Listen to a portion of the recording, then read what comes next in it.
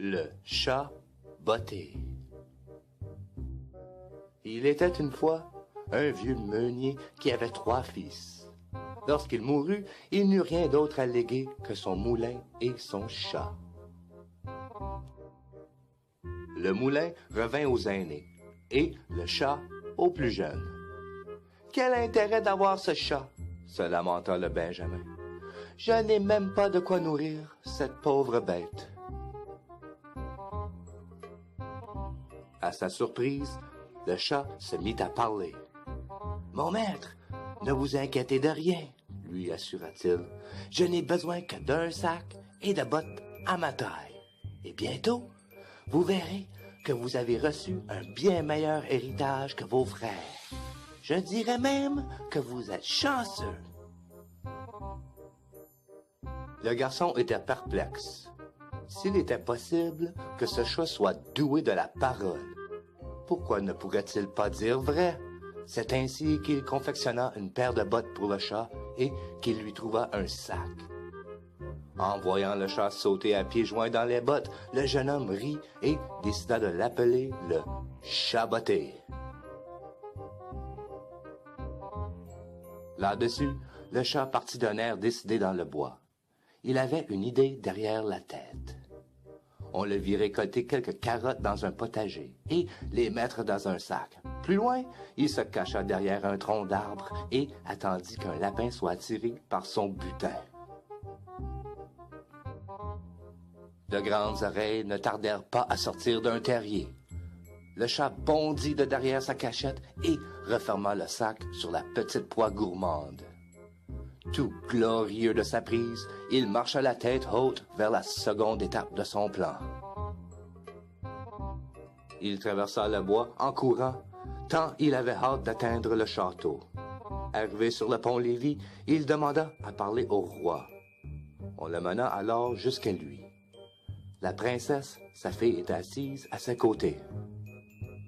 « Votre Majesté, » lui dit-il, « voilà un lapin bien dodu que monsieur le marquis de Carabas m'a prié de vous offrir de sa part. » Le roi, stupéfait, répondit, « Tu diras à monsieur le marquis que j'en suis ravi et que je le remercie. » À ces mots, le chat botté s'inclina devant le roi et la princesse et tourna les talons. Le lendemain, le chat retourna au château, les bras chargés d'un plateau de poissons frais. Et, comme chaque jour, le chat renouvelait ses présents. Le roi et la princesse annoncèrent qu'ils viendraient remercier en personne le mystérieux marquis. En entendant cette nouvelle, le garçon fut horrifié à l'idée que le roi découvre sa misérable chaumière. Mais le chat botté avait tout prévu. « Je m'occupe de tout !» s'exclama-t-il. « Ôtez vos vêtements et plongez dans la rivière. » À ce moment précis, le carrosse du roi apparut sur le chemin. « Au secours, votre majesté! Mon maître, le marquis de Carabas a besoin d'aide! » cria le chat botté. « Ses vêtements ont été volés! » Le roi fit arrêter le carrosse. Il demanda à son cocher d'aller secourir le pauvre marquis dénudé. « Mon ami, » cria le roi de loin, « acceptez de venir au château vous sécher. Je vous ferai donner une parure et cette mésaventure ne sera plus qu'un mauvais souvenir. »« J'accède avec plaisir !» lança le jeune garçon en sortant de l'eau.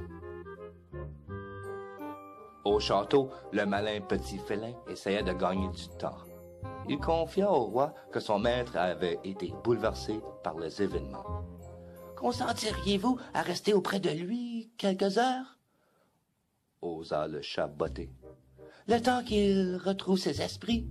De mon côté, je vais chez le marquis afin de faire en sorte que tout soit prêt pour vous recevoir. » Le roi acquiesça et ce fut pour le plus grand plaisir de sa fille, qui trouvait le marquis tout à fait à son goût. Il faut dire que la tenue qu'on lui avait offerte lui allait à ravir. Le jeune homme eut du mal à contenir son excitation. Jamais il n'avait été aussi joliment habillé. Pendant ce temps, le chat botté courait en avant, préparant déjà la troisième étape de son plan astucieux. Il menaçait les gens du coin de toutes sortes de mauvais présages, s'il ne disait pas que les terres alentours appartenaient au marquis de Carabas. Un peu plus tard, le roi, la princesse et le faux marquis reprirent la route. En chemin, le roi interrogea les paysans qui labouraient les champs. « Dites-moi, mes braves, leur lança-t-il, à qui sont ces terres à perte de vue et si bien entretenues? »« Votre Majesté, elles sont au marquis de Carabas, notre maître bien-aimé, » lui répondirent-ils en chœur. Un peu plus loin, le chat botté arriva devant un château appartenant à un ogre. Il frappa à la porte et reçut un grognement en guise de réponse. « Je suis un de vos plus grands admirateurs !» cria le chat. « J'ai entendu dire que vous étiez capable de faire de grandes choses. » Flatté par ces mots, l'ogre ouvrit la porte et invita le chat à rentrer. Pour l'occasion, il sortit son service pour les invités de taille normale. Le visiteur malicieux continua. « Je sais par exemple que vous pouvez vous changer en divers animaux. »« Oui, c'est bien vrai, » baragouillonna l'ogre. « Cela me semble trop extravagant pour être vrai, » ajouta le chat botté. Outré de cet affront, l'ogre se transforma en un lion au rugissement effrayant. « Oh oui, bien joué, je suis impressionné, » dit le chat d'une voix chevrotante. « Mais je suis sûr que vous ne parviendrez pas à vous changer en souris. »« Espèce de chat insolent, » pensa l'ogre, « je vais lui apprendre la politesse. » Et ni une, ni deux, le lion se changea en souris des champs.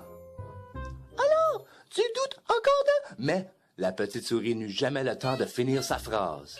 Avant de se rendre compte de la supercherie, elle se fit engloutir par le chat botté.